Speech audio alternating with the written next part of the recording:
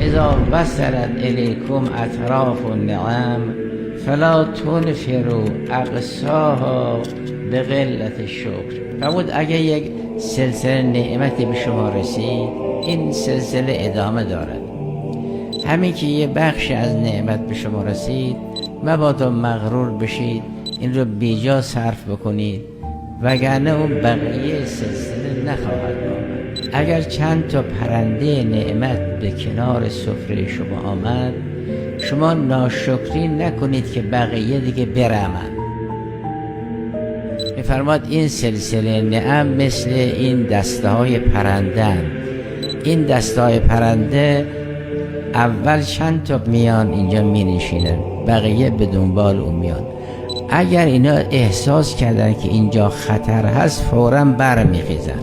وقتی اینا برخواستند، اونا دیگه نمیان.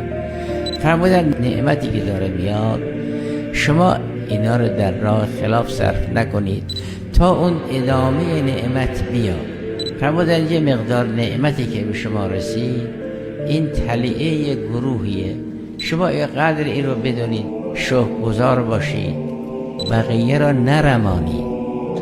کمتر شکرگزاری بکنید، بقیه این قافله میرمند و نمی آید.